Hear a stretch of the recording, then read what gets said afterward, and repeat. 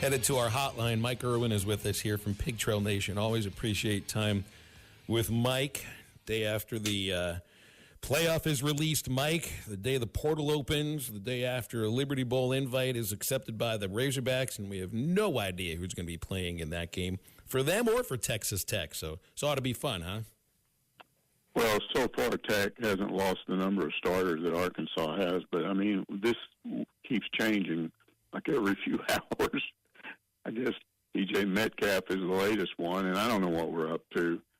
Arkansas clearly is going to have some issues on the D line. They're going to have issues on the offensive line at wide receiver. But when you look at the depth there are people. Some people have been asking me, well, we're going to have enough guys to play. Yes, you will have enough guys to play. You even have backups in most cases who played a lot who can move in there. Now, what they do is another question. But we also may see Sam Pittman in his yesterday in his Liberty Bowl press, or it was actually a Zoom, he pointed out that in 2022 Arkansas was without, I think he said 9 starters, and they still won the game. So it's not like this hasn't happened before, but this doesn't look very good. Now, you look at Texas Tech, and a lot of people are telling, I'm reading a lot of stuff, Arkansas is going to get blown out, blah, blah, blah. That's from the Arkansas side. I've got a ton of friends that are Texas Tech fans because I grew up out there. And it's interesting to listen to them because they're about as mad at their team as Arkansas fans are mad because they had these big losses. They were really excited, and they went out to Colorado and just got blown out. So their fans are mad about them doing that, and then their fans don't have the same attitude about the Liberty Bowl that Arkansas. Arkansas has just been in the Liberty Bowl too much. It's really not a bad bowl game. If you really look at some of the events, even for fans, the Beale Street thing they had the night before the game, there's a lot going on over there. But the weather's usually really cold, and it's probably going to be that way again. Why they're playing it, I guess the TV people said, you got to play this at night. But I think with Arkansas, it's just fans are tired of going to Memphis, whereas Texas Tech fans think this is a good bowl, and they kind of like it, and are, in some cases, even surprised that they got that bowl. They thought maybe they would get a lower bowl than that. So it's just all in your perspective. Hey, Mike, with the playoff 12 coming out, how do you handicap it? Do you got a favorite? I tend to think number 1 overall seed Oregon. I like Georgia as well.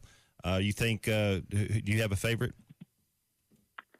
Well, I'd probably go with Georgia. But, look, when you get into 12, and this is what I've said all along, I think it becomes more interesting because you have a bigger chance of upsets. I mean, Texas looks good in this. They could win it all. But on the other hand, you could just have somebody, I don't think there are teams people are mad that they're in there. SMU, how'd they get in there? The way I look at this, everybody that didn't get in had a chance. You can say there should have been 5 SEC teams in, even 6 SEC teams that are better than some of these other teams. You can argue that, but this is what it is. I think they'll probably very quickly go to 16, but each time they expand it, you still end up with people that are mad. I like it because, honestly, I could pick somebody that I think is going to win, but I like the fact that I really don't know. And that's what I like about sports. I want to sit and watch something and not have a strong attitude about what's going to happen. That's what makes it fun for me. Well, the way that everybody converses about this, it's like, oh, if you vote for Travis Hunter for the Heisman, you don't deserve a vote and all that. But like, shut up already. I'm sick of the way people talk about Dude this. played 120 plays a game, man. It's something we ain't seen. I don't think it's wrong to vote either way in that case. But I want to go back to something you said about the not opt-outs, because this is transfer portal stuff for Arkansas. It isn't, for me, it isn't the effect that it has on the bowl game. It's just understood your bowl game, if you're not playing in the playoff, it's not going to look like what your team looked like throughout the season. It's a standalone season. It's a weird, standalone one-game season. So they lost all the starters 2 years ago before the Liberty Bowl, win the Liberty Bowl, but then went 4-8, 1-7.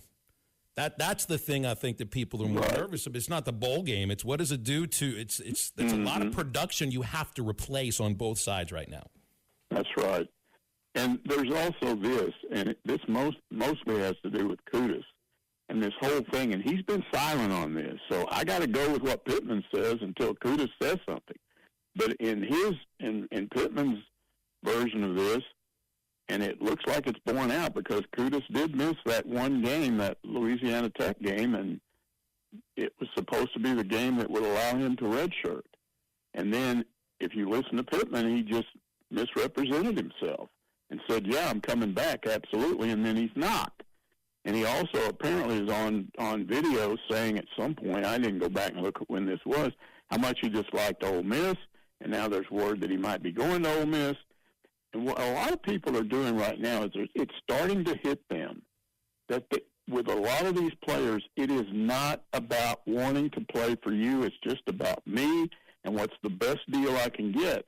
And you can be cynical and say, this is pro football now. Let me tell you something, guys. This ain't pro football because pro football has rules. There are no rules right now. It's unlimited free agency. Do whatever you want. Bid as much as you want. They have controls in the NFL to prevent that stuff.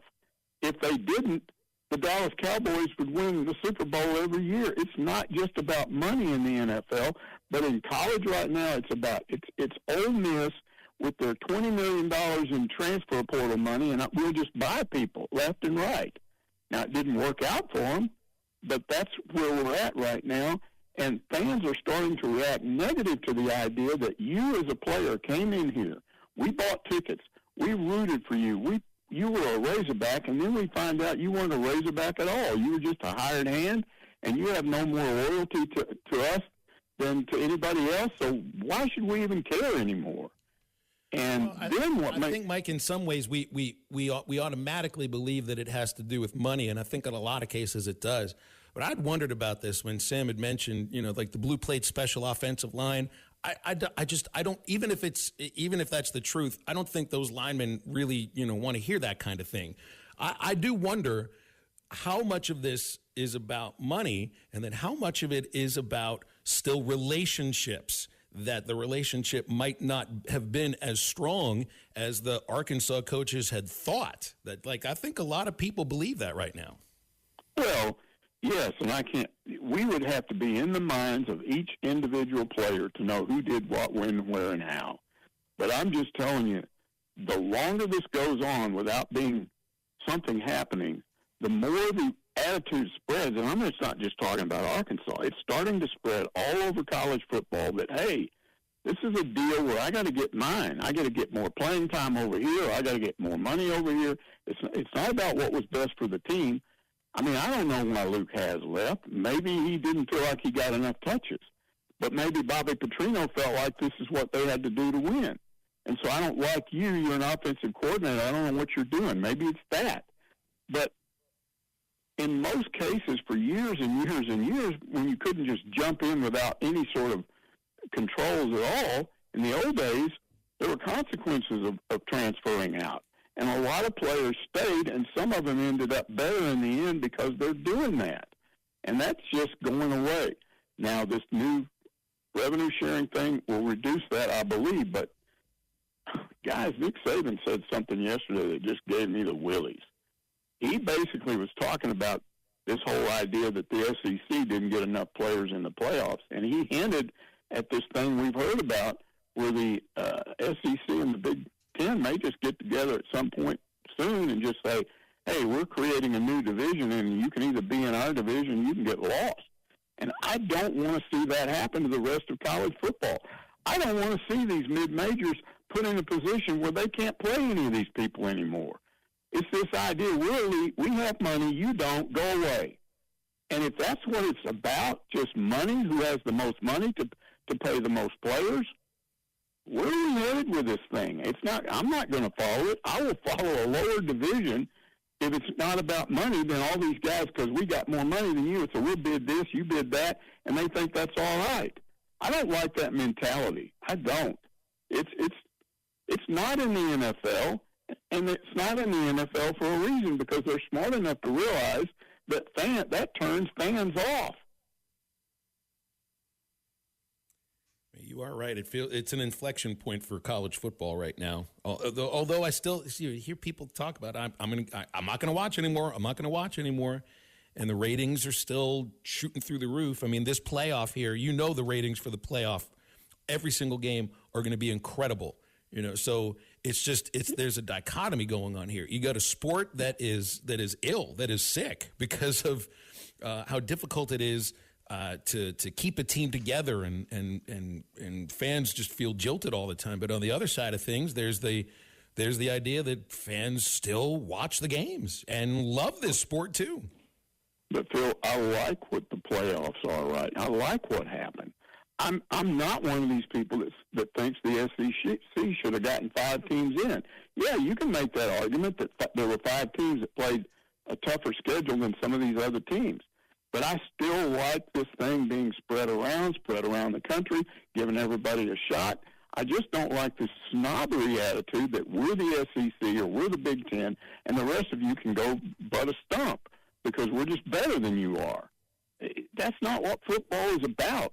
I still remember in high school going and playing this great team that nobody could beat, and we stayed with them for about a half, and that was as good as we could do, as good as anybody else did. But the chance to play those guys was everything. What about Arkansas State in basketball, just beating Memphis? That's one of the best things that's ever happened to their basketball program. Are we going to just throw all that stuff out the window and say, you're too small, we don't deal with you anymore, you don't have our money? I hate that notion, and right now we don't have that. I like the fact that the committee spread this around, whereas you've got a lot of people that go, oh, no, the SEC should have at least – and they're worried because the Big Ten got in one more than they did because the head of the selection committee was a Big Ten guy. Well, stop worrying about that stuff. Just watch the games. Well, they certainly are going to watch the games. I don't think anybody that's listening right now won't be. Mike, we'll leave it there. I appreciate you hopping on. Thank you very much for your time. See you guys. Thanks, Mike. Mike Irwin from Pig Trail Nation with us each Monday on Halftime. BetOnline is the world's most trusted betting platform and your number one source for online betting. From the earliest odds to in-game live betting, BetOnline provides you with all the action and the ability to watch the games as they happen. With the largest selection of odds on everything from football, NBA, and college basketball, NHL to UFC and MMA. Head to BetOnline today to get in on the action with America's most trusted site for online wagering.